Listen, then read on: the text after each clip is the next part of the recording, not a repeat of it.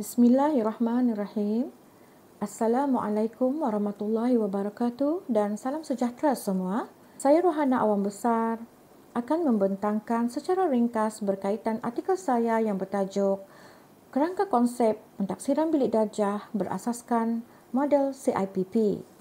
Pertama sekali, pentaksiran berasaskan sekolah diperkenalkan di bawah KSSR yang mana membawa kepada pelaksanaan pentaksiran bilik darjah dilaksanakan sepenuhnya pada penghujung tahun 2016 di dalam PBS di tahap 1.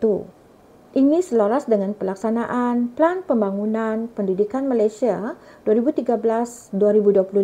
Kementerian Pendidikan Malaysia menekankan penilaian murid yang lebih holistik, meliputi kognitif, efektif dan psikomotor selaras dengan Falsafah Pendidikan Kebangsaan. Seterusnya, kita pergi kepada penyataan masalah.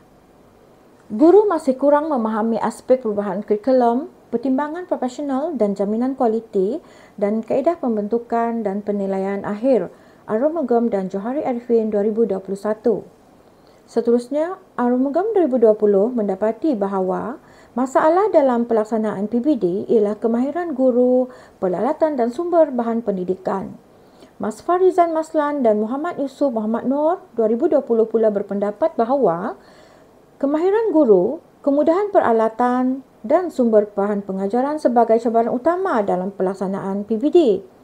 Faizah Abdul Majid 2011 pula berpendapat bahawa penyediaan bahan dan aktiviti pentaksiran yang bersesuaian menjadi kurang bertepatan dengan tahap murid dan kurang menarik.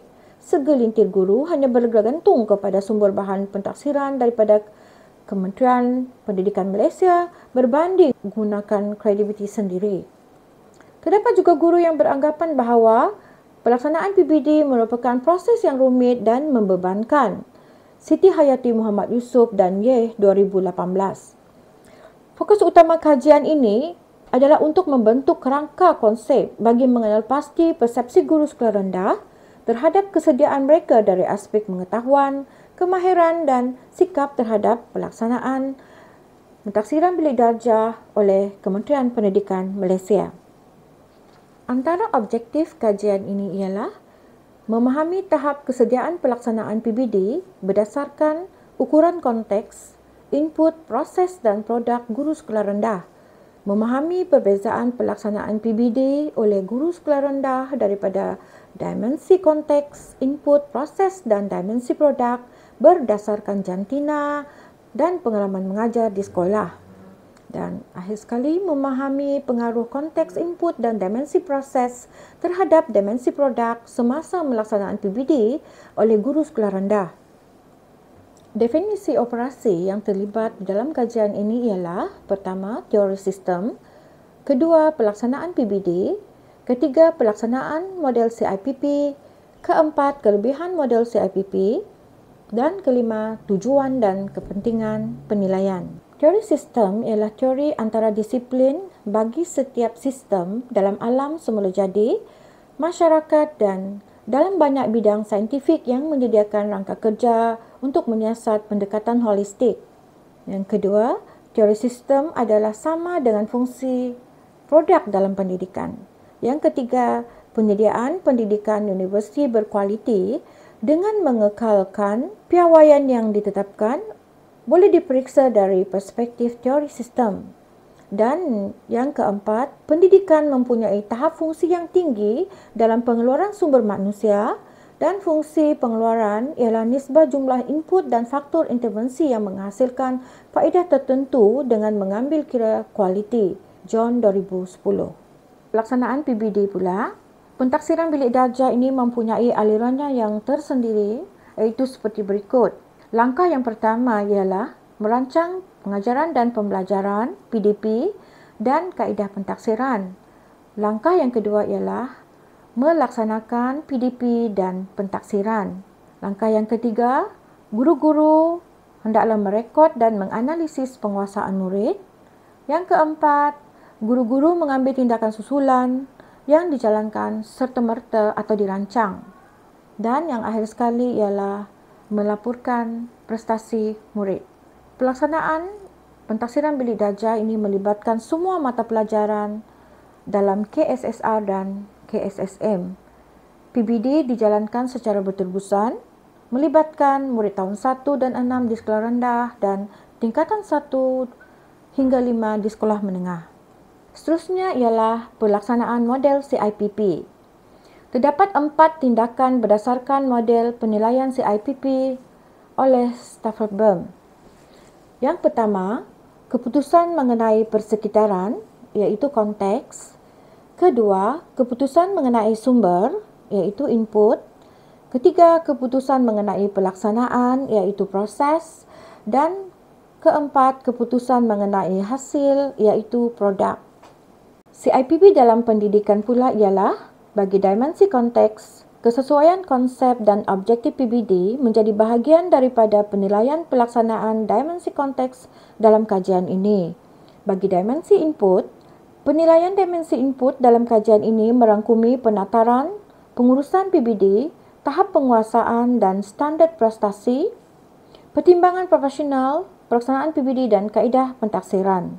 Bagi dimensi proses pula ialah melibatkan pelaksanaan penataran PBD, pelaksanaan pengurusan PBD, pelaksanaan tahap penguasaan dan standard prestasi PBD, pelaksanaan pertimbangan profesional, pelaksanaan PBD dan pelaksanaan kaedah pentaksiran. Dan akhir sekali, bagi dimensi input, dalam aspek pendidikan, dimensi produk yang dimaksudkan dalam kajian ini ialah keberkesanan pelaksanaan PBD di sekolah rendah. Kelebihan model CIPP pula ialah model CIPP oleh Stafford Behm 1971 digunakan untuk menilai program PBD.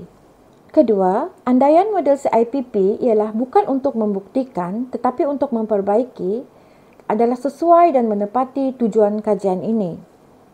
Ketiga, model CIPP Stafford Behm 1971 juga melihat analisis sebagai sekadar mengumpul maklumat dan membenarkan pertimbangan dan penyataan dinilai dibuat oleh pembuat keputusan. Harlin 1980. Oleh itu, adalah lebih sesuai digunakan kerana peranan kajian ini adalah untuk memberi maklumat kepada pembuat keputusan, iaitu pembangun kurikulum. Seterusnya ialah tujuan dan kepentingan penilaian. Ibrahim Mamat 1996 menyenaraikan 4 matlamat penilaian, iaitu pertama, menambah reka bentuk program pendidikan, mengetahui tahap pencapaian matlamat pendidikan, menambah baik cara program pendidikan dilaksanakan, meningkatkan penggunaan pengetahuan dan kemahiran yang dipelajari oleh pelatih apabila mereka kembali ke tempat kerja dan membantu organisasi membuat keputusan tentang program latihan dan pembangunan sumber manusia. Manakala Neva dan Shohamil 1986 pula merumuskan 4 tujuan penilaian pendidikan seperti berikut.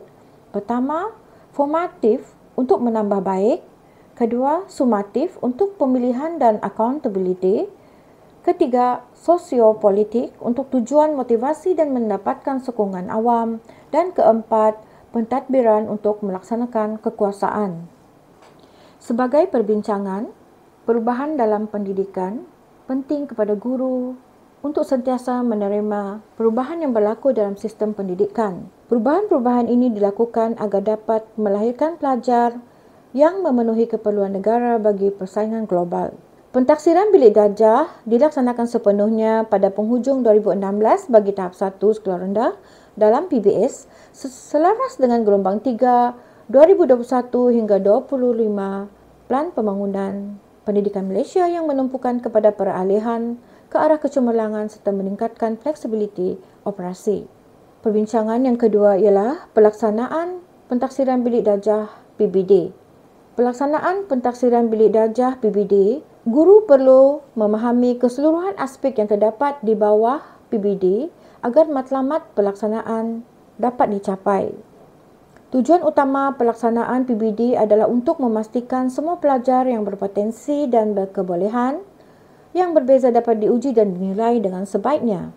Dan akhir sekali, guru perlu sentiasa berusaha untuk memastikan agar matlamat dan tujuan utama pelaksanaan PBD tersebut dapat dicapai. Sebagai kesimpulan, Tujuan utama kajian ini adalah untuk memberikan kefahaman konsep aplikasi PBD terhadap guru. Teori sistem dan model CIPP dijadikan sebagai panduan dan dalam usaha untuk memberikan kefahaman kepada guru dalam pelaksanaan PBD di sekolah. Dapatan menunjukkan bahawa model CIPP yang digunakan dalam memberikan kefahaman konsep aplikasi PBD terhadap guru amat bertepatan. Aspek utama PBD adalah penilaian, maka amat perlu guru memahami setiap aspek yang ada dalam proses PBD agar penilaian tersebut diperakui. Kajian seterusnya adalah untuk menilai tahap kesediaan guru dari segi pengetahuan, kemahiran dan sikap terhadap pelaksanaan PBD selepas penggunaan teori sistem dan model CIPP. Saya ucapkan terima kasih kepada semua yang terlibat dalam pembentangan ini. Sekian.